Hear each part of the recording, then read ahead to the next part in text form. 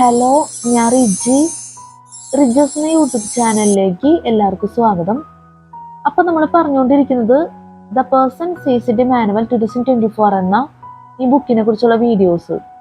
അപ്പോൾ നമ്മൾ ഫസ്റ്റ് തന്നെ പറയുന്നത് ഈ ബുക്കിലെ പ്രധാനപ്പെട്ട കാര്യം, സിലബസ്, അതുപോലെ തന്നെ നമ്മുടെ വീഡിയോ റിലേറ്റഡ് ആയിട്ടുള്ള പ്രധാനപ്പെട്ട കാര്യങ്ങളെല്ലാം ആഡ് ഡിസ്ക്രിപ്ഷൻ ബോക്സിൽ കൊടുക്കും. അപ്പോൾ ദയവായിട്ട് ചെക്ക് ചെയ്ത് നോക്കണം.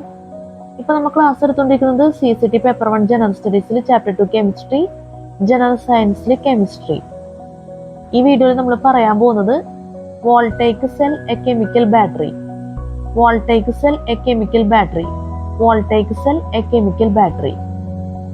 In all chemical changes, a regrouping or readjustment of the electrons in the reacting substances takes place. Hence, all such changes may be said to be electrical in character. The production of an electrical current from a chemical reaction requires a substance that can gain electrons easily. That is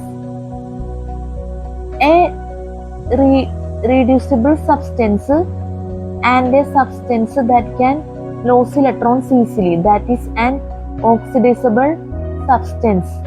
The operation of a simple type of electrochemical cell or battery is helpful in understanding this type of reaction. If a zinc rod is placed in a dilute solution of sulfuric acid, the zinc, which oxidizes readily, will lose electrons and positive zinc ions will be liberated into the solution. The free electrons stay at the zinc rod. If the rod is connected through a conductor to an inert metal electrode placed in the sulfuric acid solution, the electrons will flow around the circuit into the solution, where they will be taken up by the positive hydrogen ions of the dilute acid. The combination of the electrons and the ions produces hydrogen gas, which appears as bubbles on the surface of the electrode. The reaction of the zinc rod and sulfuric acid thus produces a current in the external circuit. An electrochemical cell of this kind is known as a primary cell or voltaic cell.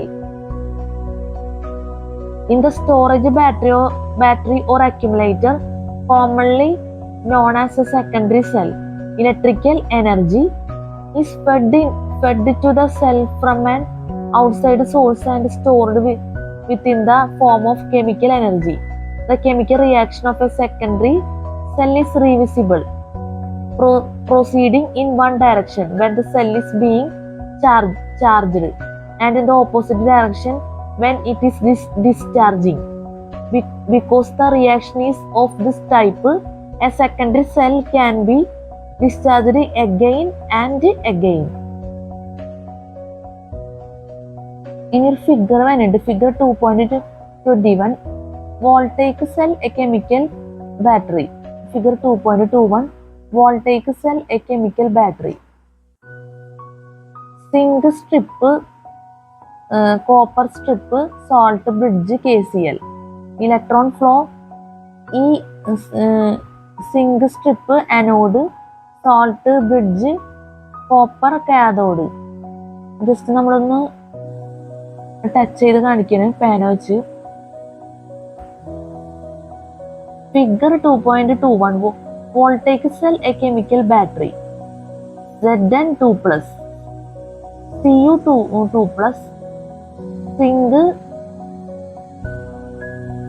3 കൂടി പറയണം. Figure 2.21, figure 2.21 voltaic cell a chemical battery.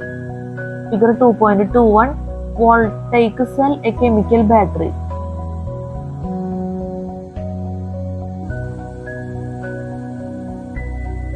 Zn2+, Cu2+, Zn2+, Cu2+. Zinc strip, salt bridge KCl, copper strip. Zinc strip, salt bridge KCl, copper strip.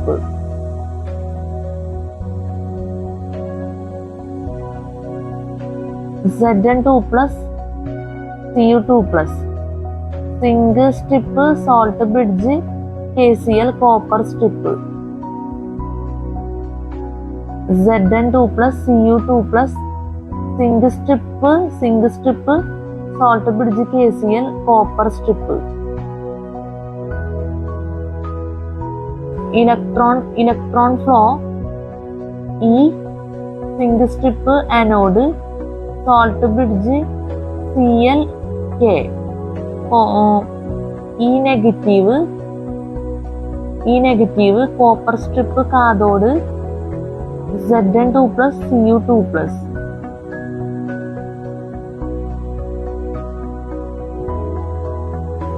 Zn2 plus Cu2 plus zinc strip salt bridge KCl copper strip. Zn2 plus Cu2 plus Cl negative K plus. Electron flow E negative zinc strip anode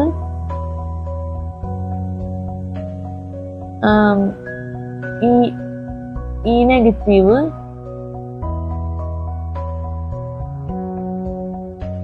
zinc strip anode copper strip cathode salt bridge Cl negative K plus. Zn2 plus Cu2 plus. നമുക്ക് ഒരിക്കൽ കൂടി പറയാം. Figure 2.21 voltaic cell a chemical battery. Zn2 plus Cu2 plus zinc strip salt bridge KCl copper strip. Zn2 plus Cu2 plus electron flow E negative zinc strip anode salt bridge copper strip cathode Cl negative K plus. Zn2 plus Cu2 plus negative positive. Zn2 plus Cu2 plus. So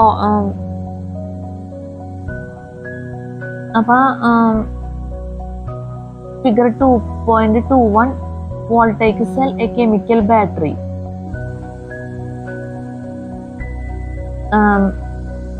Zinc strip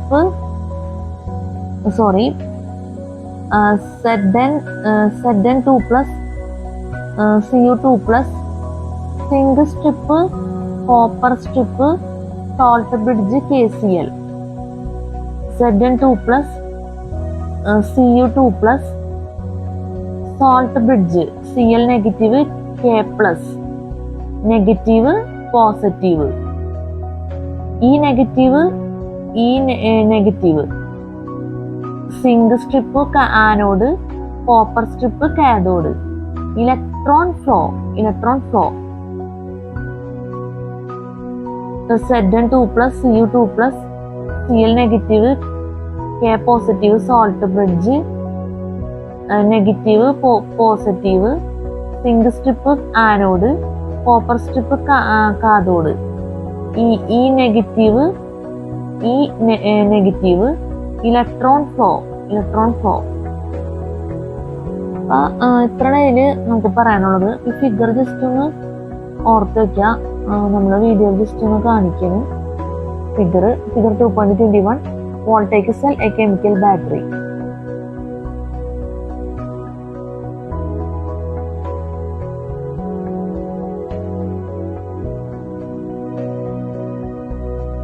ഈ ഒരു topic നമ്മൾ നേരത്തെ മാറ്റി ഇട്ടിരുന്നു. Voltaic cell a chemical ബാറ്ററിയുടെ സൈഡിലുള്ള ടോപ്പിക്കാണ് vinyl plastics എന്നുള്ളത്. കഴിഞ്ഞ വീട്ടിൽ നമ്മൾ പോളിസ്റ്റേഴ്സ് ഒക്കെ പറഞ്ഞിരുന്നു. വിനൈൽ പ്ലാസ്റ്റിക്സ് പറയാനുണ്ട്, നമുക്ക് ഇനി അത് നോക്കാം. Vinyl plastics, vinyl vinyl plastics vinyl plastics വലിയ മിസ്റ്റേക്കിന് ദയവ് ക്ഷമിക്കാം. Vinyl plastics A vinyl plastic is usually the common thermoplastic polyvinyl chloride. Vinyl chloride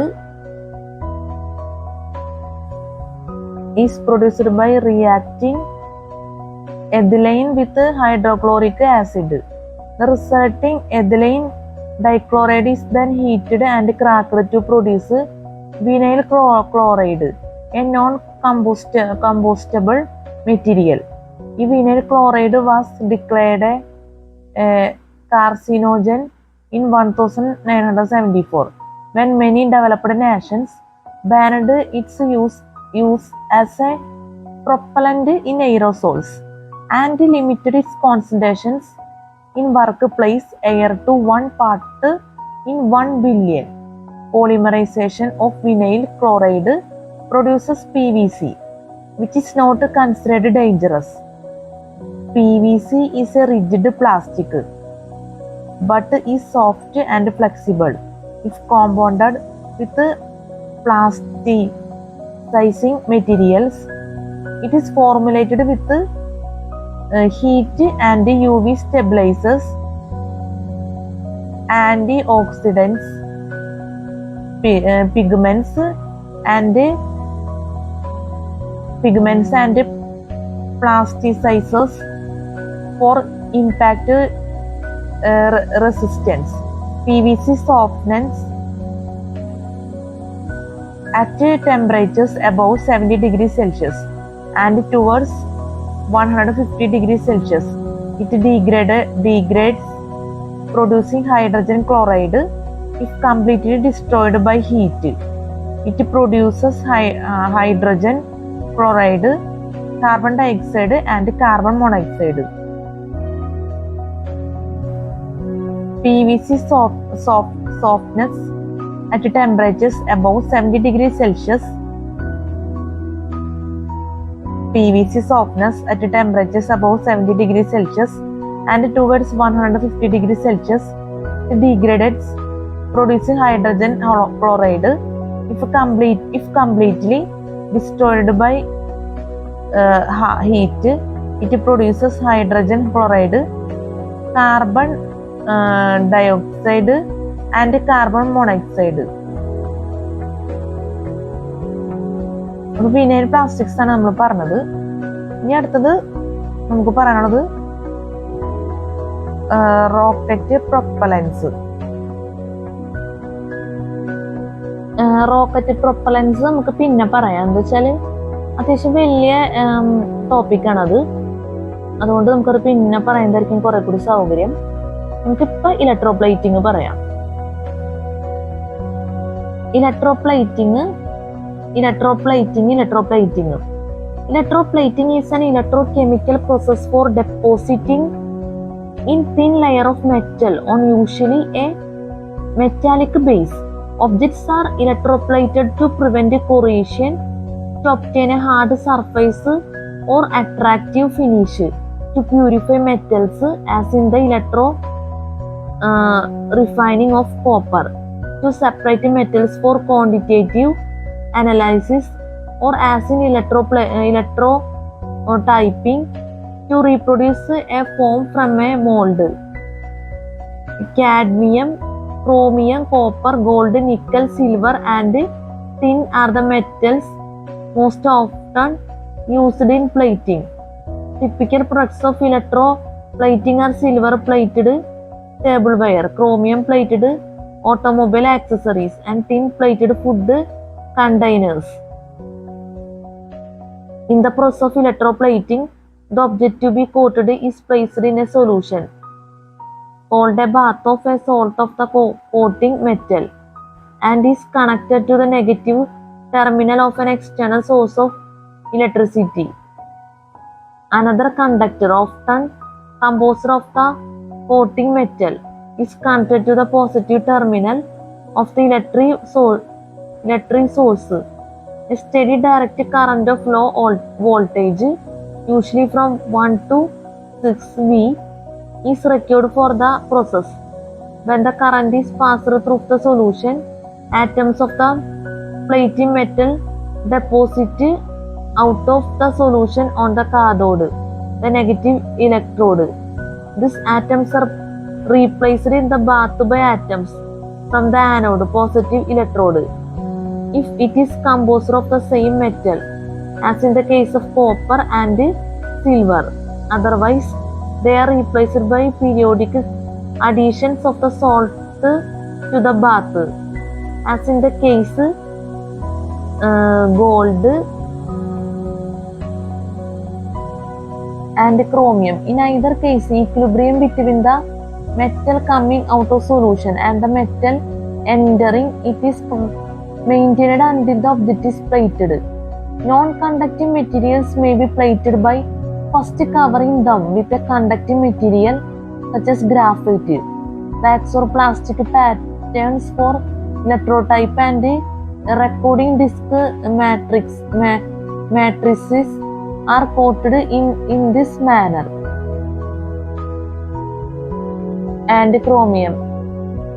In either case, equilibrium between the metal coming out of solution and the metal entering it is maintained until the object is plated.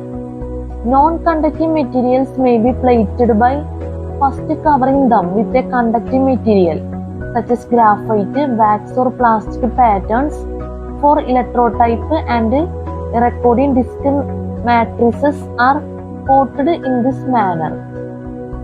Electroplating ആണ് നമ്മൾ പറഞ്ഞത്. ഇനി നമുക്ക് അടുത്ത topic നോക്കാം. അപ്പൊ നമുക്ക് പറയാം rocket propellants. Rocket propellants. Propellants are the fuels used for the propulsion of rockets. For example, alcohol, liquid hydrogen, liquid ammonia, kerosene, hydrazine, and paraffin can be used as propellants. To burn them, rocket fuels require an oxidizing agent. Examples are liquid oxygen, liquid fluorine, dinitrogen peroxide, N2O4, nitric acid, HNO3, a nitrate, chlorate or perchlorate. There are two types of propellants. A. Solid propellants. Solid propellants are a mixture of solid hydrocarbon and an oxidizing agent which is stable at room temperature. For example, a mixture of paraffin and potassium nitrate, KNO3. Paraffin is the solid hydrocarbon and KNO3 act as the oxidizing agent. These are divided into one composite propellants which consist of a polymeric binder, polyurethane or polybutadiene and ammonium perchloride, oxidizer. Additives like finely divided aluminum or magnesium enhance their performance. Two double base propellants which mainly use nitroglycerin and nitrocellulose. These two together constitute a gel to give a semi-solid mass. Fire caused due to the burning of solid propellants is very difficult to control. B. Liquid propellants. Liquid propellants are widely used as rocket fuels. They can be monopropellants or liquid propellants depending upon the number of liquids in the propellant mixture. Its advantages are as compared to solid propellants. They give better thrust which can be controlled by propellant flow regulation. A mixture of liquid oxygen and liquid hydrogen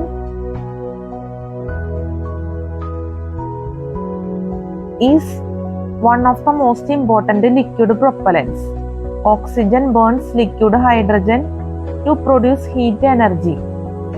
Examples of liquid propellants are alcohols, liquid ammonia, kerosene, hydrazine, unsymmetrical dimethyl hydrazine, unsymmetrical dimethyl hydrazine, UDMH, and monomethyl hydrazine. UDMH and monomethyl hydrazine. MMH. Oxidizing agents can be liquid oxygen, liquid fluorine, hydrogen peroxide, and nitric acid.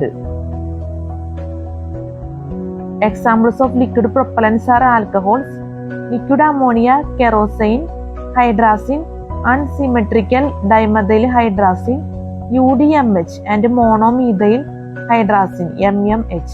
Oxidizing agents can be liquid oxygen, liquid fluorine, hydrogen peroxide, and nitric acid. See hybrid propellants. See hybrid propellants. A hybrid propellant has a solid fuel and a liquid oxidizer. For example, a mixture of acrylic rubber and liquid dinitrogen tetroxide. A hybrid propellant has a solid fuel and a liquid oxidizer. For example, a mixture of acrylic rubber and liquid dinitrogen tetroxide. Characteristics of propellants. Characteristics of propellants. A good rocket propellant must produce large volumes of gases. A good rocket propellant must produce large volumes of gases for every gram of fuel which undergoes combustion. It should burn at a fast rate and should burn completely without leaving behind residue or ash. Dead weight. It should have high calorific value for high efficiency of fuel as well. Principle: when the fuel is ignited, combustion occurs, the liberated gases passes through the nozzle of the rocket motor, providing the necessary thrust for the rocket to lift and take off. A good rocket propellant must produce large volumes of gases for every gram of fuel which undergoes combustion. It should burn at a fast rate and should burn completely without leaving behind residue or ash. Dead weight. It should have high calorific value for high efficiency of fuel as well. Principle: when the fuel is ignited, combustion occurs, the liberated gases pass through the nozzle of the rocket motor, providing the necessary thrust for the rocket to lift and take off. അപ്പൊ നമ്മൾ ഇത്ര നേരം പറഞ്ഞത് rocket പ്രൊപ്പലൻസിൽ solid propellants, അതിൽ തന്നെ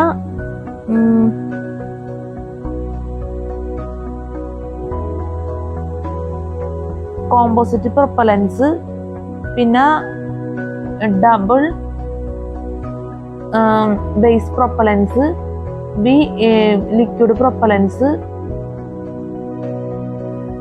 C hybrid propellants, last categories of propellants. ഇത്രയാണ് നമ്മൾ പറഞ്ഞത്. ഒരു ടോപ്പിക് കൂടി ഉണ്ട്, നമ്മൾ മറന്നുപോയതാണ് പ്രിൻസിപ്പിള്. കാറ്റഗറീസ് ഓഫ് പ്രൊപ്പലൻസിൽ പ്രിൻസിപ്പിള്, ഇതും കൂടി നമ്മൾ പറഞ്ഞിരുന്നു. നമുക്കിനി അടുത്ത ടോപ്പിക് നോക്കാം. Chloralkali electrolysis. Chloralkali electrolysis. Chloralkali electrolysis is a technique for the industrial production of chlorine and the alkali known as caustic soda, sodium hydroxide from brine, a solution of common table salt, sodium chloride in water. Three processes are in use: the diagram cell processes, the membrane cell processes, and the mercury cell processes. Chloralkali electrolysis is a technique for the industrial production of chlorine and the alkali known as caustic soda, sodium hydroxide from brine,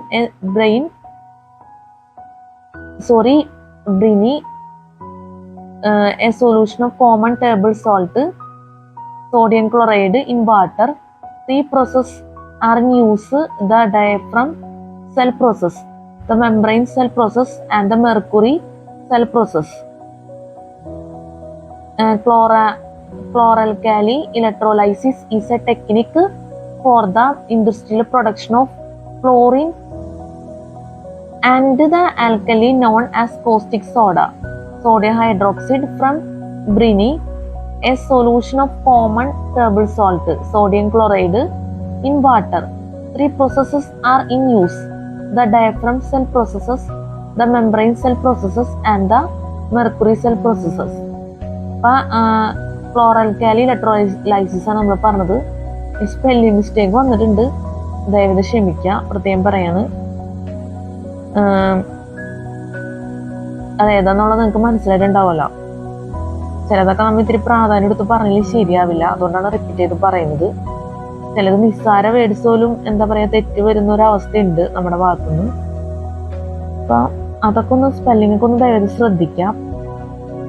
പിന്നെ നമ്മൾ ഇതിനു മുന്നേ പറഞ്ഞ rocket propellants വലിയ എന്താ പറയാ ടോപ്പിക്കാണ്. നമ്മളത് ഒരാഴ്ചയെ പറഞ്ഞിട്ടുള്ളൂ. അപ്പൊ നിങ്ങൾ ദയവേത് ക്ഷമിക്കണം എന്നുള്ള പ്രത്യേകം പറയണം. കാരണം നമുക്ക് ഒരുപാടൊക്കെ അങ്ങനെ എക്സ്പ്ലെയിൻ ചെയ്യാൻ ടൈമില്ല. ഇപ്പൊ ചില ടോപ്പിക്സ് മാത്രം നമ്മൾ റിപ്പീറ്റ് ചെയ്ത് പറയുന്നുള്ളൂ. അത് ചിലപ്പോൾ ചെറിയ ടോപ്പിക്സ് ആയിരിക്കാം, അല്ലെങ്കിൽ ചിലപ്പോൾ ഇത്തിരി കൂടിയും ലെങ്തി ആയിട്ടുള്ള ടോപ്പിക്സ് ആയിരിക്കാം. ടൈം ഇല്ലാത്തതുകൊണ്ട് തന്നെയാണ് നമ്മൾ ഈ രീതി സെറ്റ് ചെയ്ത് പോകുന്നത് എന്നുള്ളത് ദയവേത് മനസ്സിലാക്കുക. അപ്പൊ നമ്മുടെ വീഡിയോ ഇവിടെ വെച്ച് അവസാനിപ്പിക്കുകയാണ്. അപ്പൊ നമ്മൾ ഇപ്പൊ ക്ലാസ് എടുത്തോണ്ടിരിക്കുന്നത് ജനറൽ സയൻസിലെ കെമിസ്ട്രി. അപ്പൊ നമ്മ എന്താ പറയാ ഇനി അടുത്ത വീഡിയോയിൽ ചെയ്യുന്ന ടോപ്പിക്സ് ആണ് പറയുന്നത്: general chemical tests, brown ring test, flame test, Beilstein test, Fehling's test, Kjeldahl method, Molisch's test, Rast's method, Schiff's test. Spelling mistake ഇതിന്റെ ദയവായി ക്ഷമിക്കുക, പ്രത്യേകം പറയാണ്. Important laws of chemistry, Bakelite, പിന്നെ ഇത് കുറെ വരുന്നുണ്ട്, ഞാനത് വായിക്കുന്നില്ല. നമ്മൾ നേരത്തെ പറഞ്ഞതിന്റെയൊക്കെ ബാലൻസ് ഭാഗമൊക്കെയാണ്. പ്രിസർവേഷൻ ഓഫ് ഫുഡ് ബൈ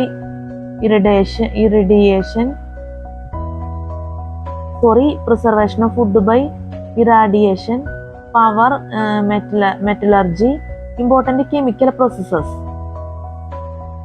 ഇതിലും കുറെ എന്താ പറയാ ചെറിയ ടോപ്പിക്സ് തന്നെ ഉണ്ട്. ഇതൊക്കെ നമുക്ക് അടുത്ത വീഡിയോയിൽ ചെയ്യാൻ പറ്റുമെന്ന് പ്രതീക്ഷിക്കുന്നു. നമ്മുടെ ക്ലാസ്സിൽ സ്പെല്ലിംഗ് മിസ്റ്റേക്ക്, ക്ലാസ് മനസ്സിലാക്കാൻ പറ്റാത്ത അവസ്ഥ, എന്തെങ്കിലും ഇതിലുള്ള തെറ്റുകൾ, ബുദ്ധിമുട്ടുകൾ ഒക്കെ സംഭവിച്ചു പോയിട്ടുണ്ടെങ്കിൽ ഞാൻ ആത്മാർത്ഥമായിട്ട് ക്ഷമ ചോദിക്കുന്നു. പ്രത്യേകിച്ച് സ്പെല്ലിംഗ് മിസ്റ്റേക്ക് കാര്യമായിട്ട് വന്നിട്ടില്ല. അങ്ങനെ ഞാൻ പറഞ്ഞല്ല, ചില എന്താ പറയാ നമ്മുടെ ക്യാമറയുടെ ക്ലാരിറ്റി എന്താ പറയാ ചെറുതായിട്ട് ഇങ്ങനെ മങ്ങി പോകുന്നുണ്ട്. അതുകൊണ്ടാണ് ടോപ്പിക്സ് നമ്മൾ മാറ്റി പിടിച്ചത്. ഇലക്ട്രോപ്ലൈറ്റിംഗ് ആണ് നമ്മൾ വീഡിയോയിൽ കാണിച്ചിരിക്കുന്നത്. അത് നേരത്തെ പറഞ്ഞപ്പോൾ തന്നെ സ്പെല്ലിംഗ് മിസ്റ്റേക്കിന്റെ കാര്യമാണ് നമ്മൾ പറഞ്ഞപ്പോൾ. സ്പെല്ലിംഗ് മിസ്റ്റേക്ക് എന്ന് വെച്ചാൽ വേറെ ഒന്നുമല്ല, നേരത്തെ ഞാൻ എന്താ പറയാ ടോപ്പിക്ക് പറഞ്ഞപ്പോൾ പറഞ്ഞിരുന്നു, നമ്മൾ CCT എന്നുള്ള രീതി ചിന്തിക്കുമ്പോൾ നിസ്സാരമായിട്ടുള്ള വേർഡാണെങ്കിൽ പോലും തെറ്റ് വരാൻ പാടില്ലാത്തതാണ്. അതുകൊണ്ട് ഞാൻ എടുത്ത് പറഞ്ഞുള്ളൂ, അത്രേ ഉള്ളൂ. യൂട്യൂബ് എന്നുള്ള രീതിയിൽ പറഞ്ഞത് ശരിയാവില്ല. അല്ലെ പിന്നെ ഈ പറഞ്ഞ പോലെ തന്നെ കമൻസും കാര്യങ്ങളൊക്കെ വരും. അത് ഒഴിവാക്കാൻ സാധിച്ചു കഴിഞ്ഞാൽ എല്ലാം കൊണ്ടും നല്ല കാര്യമായിട്ടാണ് എനിക്ക് തോന്നുന്നത്. അപ്പം അതുകൊണ്ട് നമ്മൾ എടുത്ത് പറയണമെന്നുള്ളൂ. പിന്നെ നമുക്കൊന്ന് ശ്രദ്ധിക്കാനും പറ്റും നമ്മൾ എന്താ പറയുക തെറ്റെവിടെ നമുക്ക് പറ്റിയെന്നുള്ളത്. അതും എന്തായാലും നിങ്ങൾക്ക് യൂസ്ഫുൾ ആയിരിക്കും. അതുകൊണ്ടാണ് നമ്മൾ ആഗ്രഹിച്ചത് പറയുന്നത് ഇങ്ങനെയുള്ള കാര്യങ്ങളൊക്കെ. പിന്നെ നമുക്ക് പറയാനുള്ളതെന്ന് വെച്ചാൽ ബുക്കിലെ പ്രധാനപ്പെട്ട കാര്യം സിലബസ്, അതുപോലെ തന്നെ നമ്മുടെ വീഡിയോ റിലേറ്റഡ് ആയിട്ടുള്ള പ്രധാനപ്പെട്ട കാര്യങ്ങളെല്ലാം ഡിസ്ക്രിപ്ഷൻ ബോക്സിൽ കൊടുക്കും. അപ്പോൾ ദയവായി ചെക്ക് ചെയ്ത് നോക്കുക, ഒരിക്കലും മറക്കരുത്. പിന്നെ ഈ വീഡിയോ നമ്മൾ എഡിറ്റ് ചെയ്യും, എഫക്ട്സ് ഒക്കെ യൂസ് ചെയ്ത് എന്താ പറയാ മ്യൂസിക്സ് ഒക്കെ മിക്സ് ചെയ്തിട്ടായിരിക്കും നമ്മൾ ഈ വീഡിയോ എഡിറ്റ് ചെയ്ത് യൂട്യൂബിൽ അപ്ലോഡ് ചെയ്യുന്നത്. അപ്പോൾ നിങ്ങളുടെ കോൺസെൻട്രേഷന് എന്തെങ്കിലും രീതിയിലുള്ള ബുദ്ധിമുട്ടുകൾ ഉണ്ടെങ്കിൽ ദയവേത് എന്നോട് ക്ഷമിക്കണം എന്ന് പ്രത്യേകം പറയണം. പിന്നെ ഈ വീഡിയോ നമ്മൾ രാത്രി എടുക്കുന്നുള്ള പ്രത്യേകത ഉണ്ട്. അപ്പോൾ നിങ്ങൾക്ക് CCTക്ക് വേണ്ടി നല്ല രീതിയിൽ വീഡിയോ ഉപകരിക്കട്ടെ എന്ന് ആത്മാർത്ഥമായിട്ട് ആഗ്രഹിക്കുന്നു, പ്രതീക്ഷിക്കുന്നു. നല്ലൊരു CCT എക്സാം എല്ലാവർക്കും ആശംസിക്കുന്നു. നല്ല വിജയകരമായിട്ടുള്ള CCT എക്സാം ഒക്കെ ജീവിതത്തിൽ നടക്കട്ടെ. എല്ലാവർക്കും ഹാവ് എ നൈസ് ഡേ. നമുക്ക് അടുത്ത വീഡിയോയിൽ കാണാം. Good night and thank you so much.